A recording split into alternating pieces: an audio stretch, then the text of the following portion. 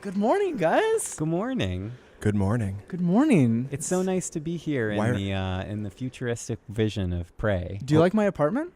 You really you got hooked up big time in this apartment, man. This is Zach Miner, Ryan Clements, and Sid Schumann of PlayStation Blog taking a look at Prey coming out of Arcane. Now, right, and I haven't played this yet, but right off the bat, why are we all waking up in the same bed? Why are the three of us in one bed together? You know, we had a wild there's night. a few. We don't want to get into spoilers just yet, Sid. We want to try and avoid spoilers Okay, here. So this is footage. Ryan and I got a chance to play through the first hour of the game, actually. And so this is all footage from that first hour. There's a couple things that we're going to avoid kind of talking about because there are some really incredible reveals in that first hour. And I'm confident in saying, and you and I talked about this, that the whole opening section of Prey, including some stuff that we're not going to show here today, might be one of my favorite openings in a video game I've seen in a long time. So phenomenal stuff, and hats off to the Arcane team for putting it together. Agreed. So it's our first day. Time to put on our TranStar uniform, get ready to go up on the spaceship. Very exciting. So what is Prey? Prey is out of Arcane, who did Dishonored. They did Arx Fatalis. As you're probably noticing right off the bat, we're including this stuff because it kind of reveals that this is a first-person simulator. This is kind of an immersive sim. Let's just hop right on to the spaceship. Well, let's see. Oh my gosh. Things are not great up on the spaceship. I like how we went from the most serene footage to the most not serene footage possible. Look, it's a simulator, but it's not Apartment Simulator 2064. This is a game where things have gone wrong. Yes. And we need to figure out what's going on. Gone very, very, very, very wrong. So let me just, I've not seen this.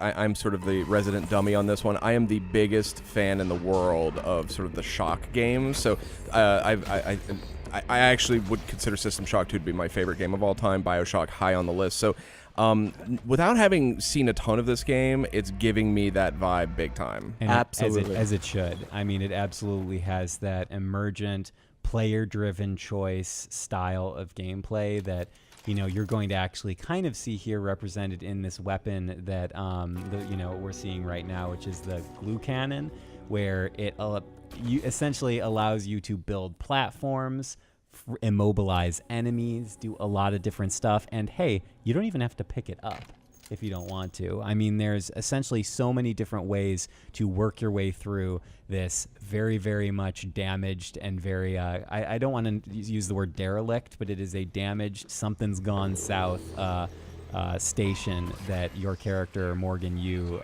finds him or herself on. What are these friendly little guys here? They're not friendly. Not so friendly, Oh, Sid. okay, I see. I will say that you are terribly unperceptive. The fact that these things are trying to kill us. These are mimics. They seem to be kind of the little runts of this game. But make no mistake, these things can kill you right quick if you're not paying attention. So this glue gun is really cool because it can kind of freeze them and then allow you to kind of finish them off with the wrench. This is a game that's obviously first person, and you are shooting things, and a little bit later we're going to get some actual guns. Bam! But it's not a game where you're going to be running around firing bazookas and just shooting stuff. Here we're going to take a look at some of the other kind of abilities, some of the emergent opportunities possible with this amazing glue cannon. So those little mimics, as might be indicated by their name, can disguise themselves as other items in the world. Here's another little item here that might remind you of a certain other game that you like a lot. So there are skill trees in this game, and there are actually a couple different skill trees, some of which we didn't even experiment with. Right. So you find these neuromods lying around that you shove into your eyeball. Seems right. Seems right. Yeah. Hey, what's this on the ground here? I'll just shove it in there. Oh, I might as well shove it in there. I do that all the time. So we have a couple different skill trees: scientist, engineer, and security. We obviously barely got a chance to experiment with these, but suit your play style. You can be hacking turrets, hacking security systems. We'll take a look at that stuff. And sorry, go ahead. No, Jeff. go ahead. I was going to say, and a quick note that when I was talking to the lead designer in our interview together, Ricardo Bear mentioned that in this kind of initial section of the station, when you get that first neuro mod, they actually give you a way to benefit from any of the initial selections you make when you upgrade your character. So like if you want to do like a hacking neuro mod, they made sure that in this opening area of the game there's a way to use that, or a strength, thing, or some other, for repairs. Like they wanted you to feel like whatever you pick, you're going to be rewarded in some capacity, which I thought was really smart design. And this is a hacking interface we're seeing now, I'm guessing. And we'll see this right now. So I invested in hacking, and so I'm able to kind of get into this room that's totally optional.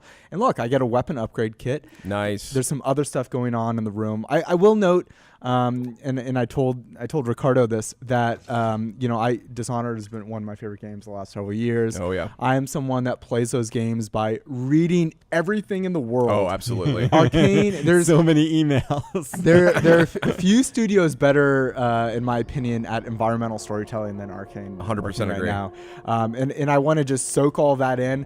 I was really having to slap my wrist and just be like, nope, Zach, just move on, keep moving forward. So here we're kind of in the main lobby of the spaceship, and everything's totally fine. Oh no, everything is not totally fine. Maybe not. Where is this sort of space station located? Do you know? Is it in the solar system, or?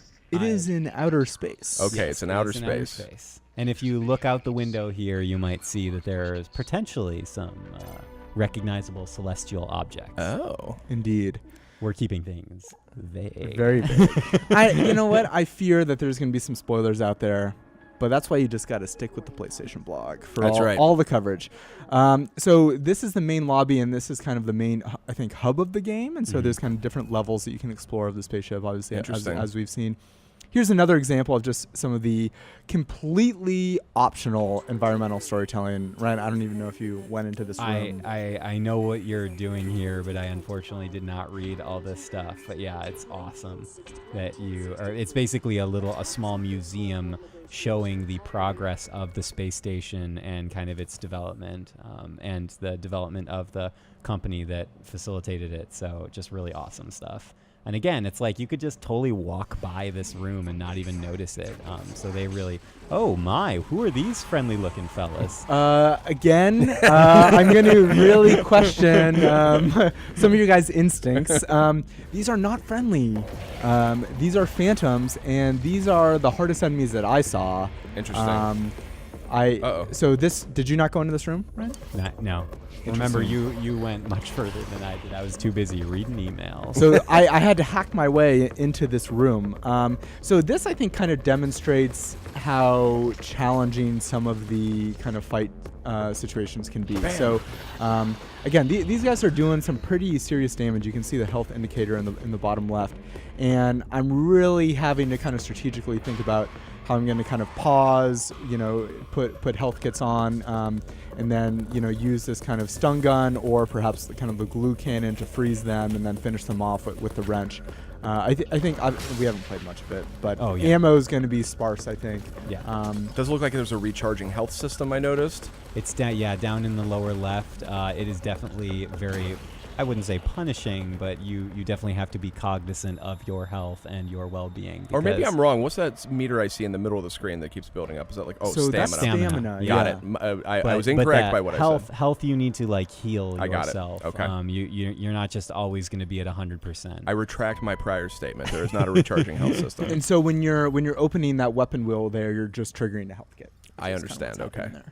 And another thing that Ricardo pointed out is, because there were a lot of folks playing the demo when Zach and I were playing the game, is that, sometimes you could just walk, stealth your way through an environment, not even, engage the mimic-like enemies. Like right here, you see that they're kind of creating their own platforms and just kind of working their way around the environment. I mean, it's really interesting how the levels are laid out. And a little detection meter there above the mimic that was kind of flying off here. So we're getting close to the end here, but Ryan and I, we just scratched the surface. I wanted to just show a little bit more of kind of what is in this game.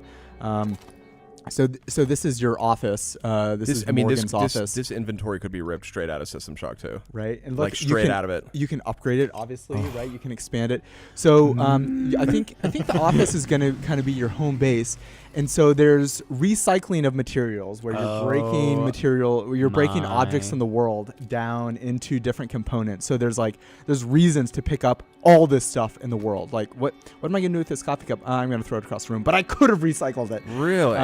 And then on the other side, you'll see that there is a fabricator. So there's a crafting system in this game. So you're going to be finding, I think, blueprints and upgrades throughout the game. And obviously, you're not going to find most of them. And it's really going to kind of require exploration. And a quick point as we're watching this amazing footage and kind of closing up shop is that you do not need to have experience with the original, with Prey's predecessor. This is unrelated. You can go right into this. It's kind of own unique story. It's a new science fiction story, by Arcane. So you can enjoy it kind of fresh. Gents, do we have any sense of the threat? These creatures we seem to be fighting. Do we know anything about what they are, or sort of where they factor in? It's an enormous threat, Sid. Yeah. Yes, I mean, all I know is that the space station is not in good shape, and the people on the space station are not in good alive. It is a threat not to be taken lightly. Okay, I understand. And just real quick before we go here, in addition to that skill tree that we saw earlier, we are aware that you get some access to alien powers later in the game. We didn't get a chance to really look at those or experiment with those. That was a little bit after. One last clip I wanted to show just for you, Sid. Oh. So there's a locked door. We need to find our way into the locked door. I bet, if we read some things around the room, maybe there's something. Just like in real life. I wonder what the access code to that door might be. This is kind of the first big one there. Oh, do those numbers look familiar? 0451. Now that is the first. That's the first code given out in System Shock 2. First code given out in System Shock 2. I believe it was in the first System Shock. Oh, was it? 451. It was in all of the Deus Ex games. It was in the Dishonored games. It actually made its way into Mafia 3. I didn't know that. And so that, in some ways, is I kind of see that as like. You see that, you know what this game is, right? This is an indicator of like the systems that are present in this game, the genre of this game. It's like the Wilhelm or whatever that's Wilhelm's right. The scream from the Star Wars movies. It's a little identifying factor. So, any final thoughts, Ryan? No, that's it. I'm pumped, and it's coming out on May 5th. May 5th on PS4. It looks great. Arcane, a great studio. I'm totally sold on the subject matter. So, thanks for the tour, guys. You're very welcome. Anytime. プレイステーション